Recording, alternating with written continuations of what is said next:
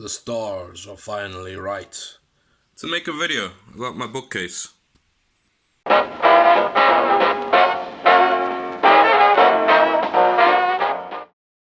Hey guys, welcome back to Arkham Reporter channel, the place for all things Lovecraft, and today a little bit more.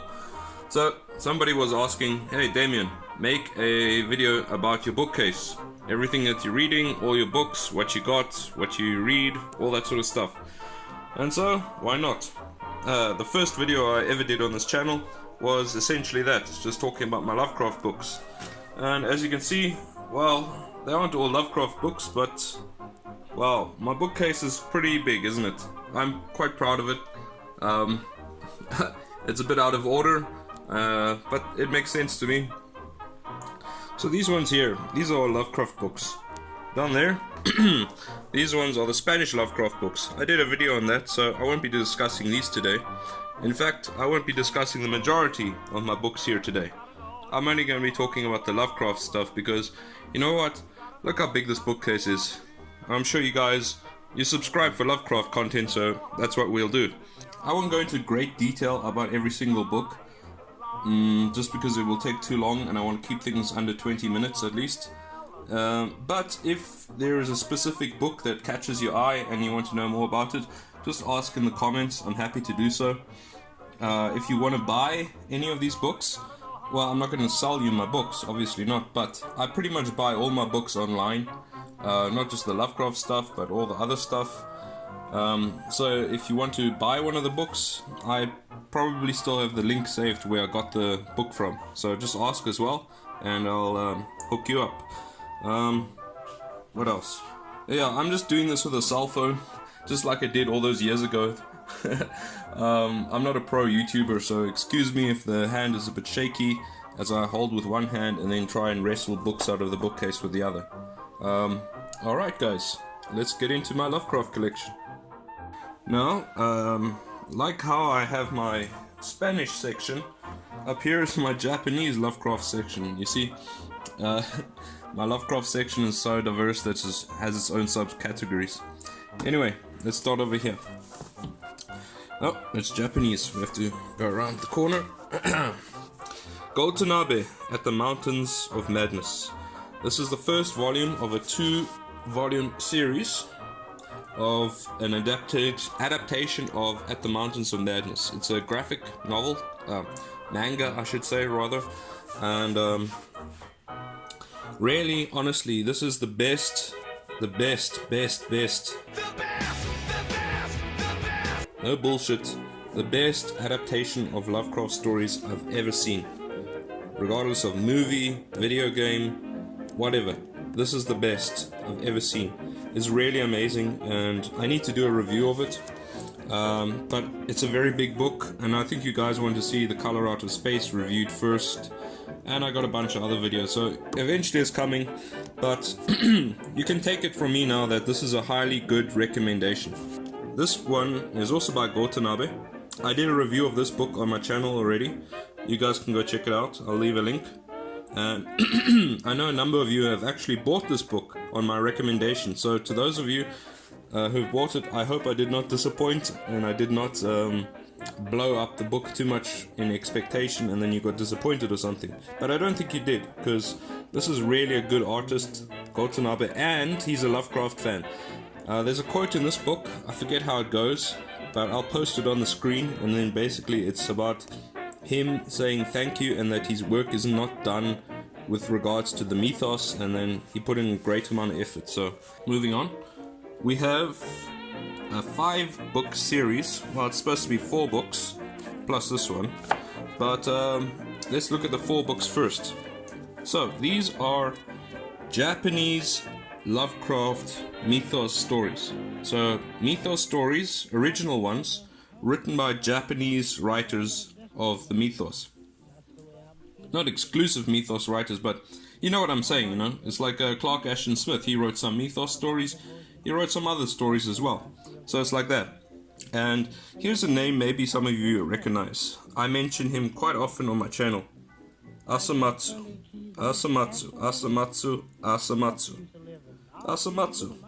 Ken Asamatsu. He is basically I think I call him the Japanese ST Joshi, but I think maybe that was a bit unfair, because he's his own person, so I shouldn't really compare him to anyone else except to Ken Asamatsu. Basically, he is a massive Lovecraft fan, massive Lovecraft fan from Japan, and he arranged for these 4 series of books, right, to be made about Japanese Lovecraft mythos stories. Normally these are unavailable to us Westerners who don't speak Japanese, but this is like the first ever effort to translate Japanese mythos stories into English. And what else I like about these 4 books is that they all have essays in them. So you have essays about Lovecraft gaming, board games, video games, Lovecraft and heavy metal music, all sorts of aspects of the mythos. So each book has about 2 essays plus a good introduction talking about the mythos and Ken Asamatsu's experiences with the mythos. Really love it. This 5th book is Queen of Kinyan. I mentioned this quite a while ago. It's a standalone 1 story. This is one. You see how messed up it is. I had an accident at work. So basically all these 4 books are a compilation of short stories. This is one standalone story, and basically it's a loose adaptation of The Mound, which is a story you'll find in this book that Lovecraft co-wrote with, I think, Zalia Bishop, so basically it's a loose adaptation of The Mound, but oh my god, this is the most it's the most Japanese story I've ever fucking read. I mean, not that there's samurai and ninjas and stuff, it's just Japan is known for some crazy stuff, right? It's all in here. I love this book so much, but I don't know how to review it since you guys haven't read it without spoiling it, Next up we have Who Goes There by John W. Campbell. As you guys know, The Thing is my favorite horror film of all time. The Thing. Basically, it's an it's the original story from The Thing. Next up, we have Collected Essays, Volume 5, Philosophy, Autobiography, and Miscellany. This is one of my favorite books. This one was very useful when I did that video of Lovecraft's unwritten stories. So basically, it's a 5-volume series, and it's just Lovecraft's essays. He talks about, well, in this case, it's philosophy, autobiography, miscellany. I thought that was very interesting. The other ones in the series are like travel, science, and that sort of stuff, but I thought autobiographies, Lovecraft writing about himself, how he views himself, all that sort of stuff. You'll notice I only have the 5th volume. It's because these books are surprisingly expensive. It's like 30 Swiss franc, which is about the same in dollars and euros. So to buy them all at once, and I didn't have so much money back then. Moving on, we have a book I cannot recommend enough. I don't know if I reviewed it. No, I don't think so. The Horror in the Museum. Now, you see what it is, guys. I tell you how it is. This book has all of Lovecraft's, a lot of Lovecraft's co-written works, his ghost-written works, and works that he just took the idea from another author and then basically he improvised it or something like that. As I said about The Mound, he co-wrote that with Zalia Bishop, I thought. It's in here. And, a lot of time people say to me, I've read all of Lovecraft's works. What do I read next? Go get this book. It is like $4, including shipping. $4 or $6, no more than that, including shipping, and it has something like 15 stories in there, okay? And they're all basically written or co-written by Lovecraft. And these stories are not the ones that people usually know about. Everybody knows about The Shadow over Innsmouth, The Color Out of Space, The Shadow Out of Time, that sort of stuff. But who knows about The Horror in the Museum, Out of the Eons, The Electric Executioner, The Mound? Who knows about these stories, really? So, guys, if you are bored, not bored, who gets bored of the mythos? But if you have read all of Lovecraft's stuff, get this book, really. This one is just a... I know some of you have Necronomicon, which is a very popular anthology to own, along with the Barnes & Noble one and Knickerbocker Classics. This is the Barnes & Noble one. This is just like the book 2 of that Necronomicon series. So it's 2 books instead of 1 book, like as usual with a compilation. And this one, for example, has the fungi from Yuggoth. It's also got a lot of the stories that I mentioned in here. It costs a bit more, which is why I recommend this one. Moving on, Edgar Allan Poe. Oh god, you know, Edgar Allan Poe. Edgar Allan Poe, I don't hate the guy. I got nothing against him. Every story that I've read of his, which is not many, I loved them. I really like Poe. He's a great writer. He really is. He's not underrated. He's really worth all the praise that he gets. It's just, I'd rather be reading Lovecraft, you know? He's good, but I just prefer Lovecraft. It's as simple as that. This is my complete fiction of Lovecraft. It's completely damaged. But this book is very valuable to me because it's one of the first Lovecraft books I have. I still recommend this as one of the best and compilation books to get. Moving on. We're about halfway by now, I think, right? Yeah. So moving on. Here we have a 2-book series, 2 volumes. I Am Providence by S.T. Joshi. Saint Joshi, as I like to jokingly call him. This is the best autobiography you can buy regarding Lovecraft. It's 2 volumes, so it's quite thick, as in, like, look how big that is. It's quite thick, like 4 fingers thick. It's really great.